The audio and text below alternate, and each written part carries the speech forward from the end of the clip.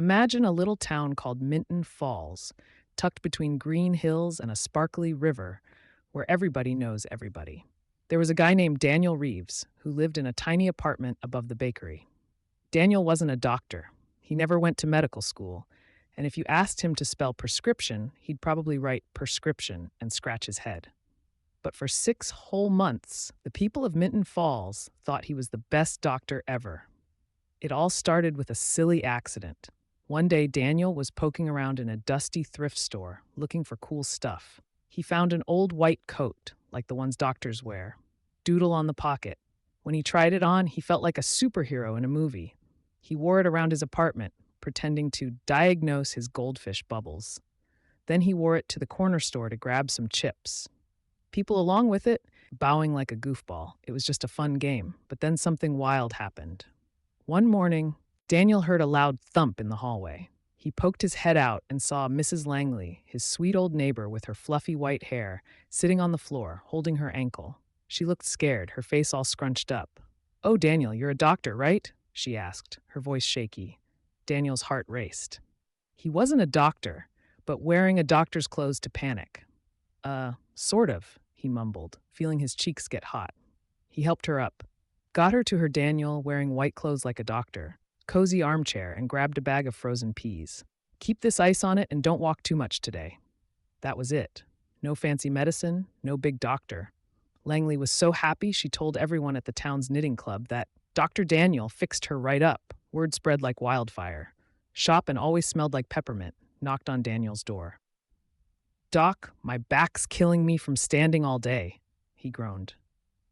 Daniel didn't know what to do, but he invited Mr. Morris in, made him a cup of chamomile tea, and said, "Try stretching a little and resting.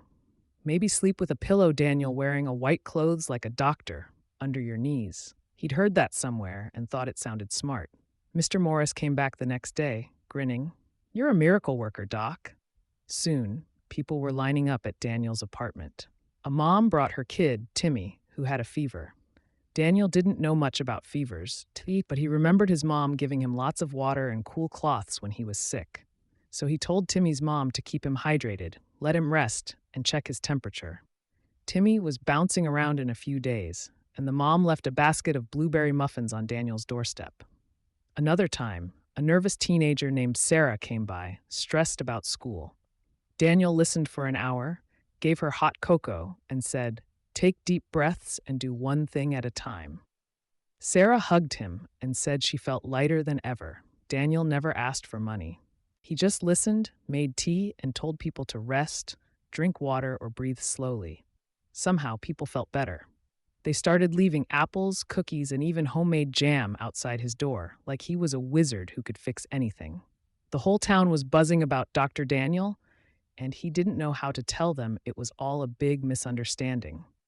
The white coat made him feel like he had to keep helping. But deep down, he was scared someone would find out he wasn't a real doctor. Then, one sunny day, a new person moved to Minton Falls, Dr. Karen Lee.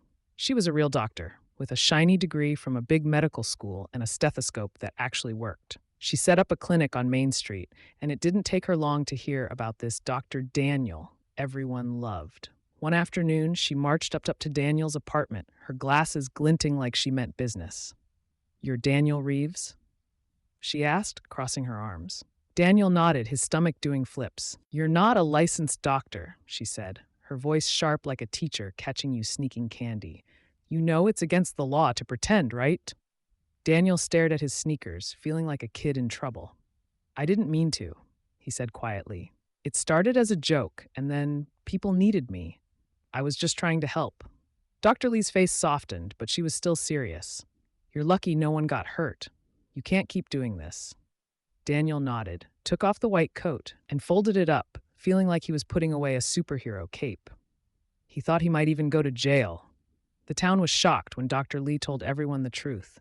Daniel wasn't a doctor. Some people were mad, others were sad, and a few even cried. But Dr. Lee explained that Daniel's kindness, listening, caring, and giving simple advice helped people feel better, even if he wasn't trained. Sometimes, she said, feeling heard is the first step to feeling better. Instead of getting in trouble, Daniel got a new job at Dr. Lee's clinic. not as a doctor, but as a greeter. He wore a regular blue shirt, poured coffee for people in the waiting room, and told silly jokes to kids who were scared about getting shots. "What do you call a dinosaur that takes medicine?" he'd say. "A pillowdactyl." The kids would giggle, and their parents would smile. Nobody called him Doc anymore, but every once in a while, someone like Mrs. Langley or Timmy's mom would lean in and whisper, "You helped me when I needed it, Daniel. That's what matters." And Daniel would smile, feeling like he'd found the perfect job, not as a doctor, but as a friend who made people feel a little less alone.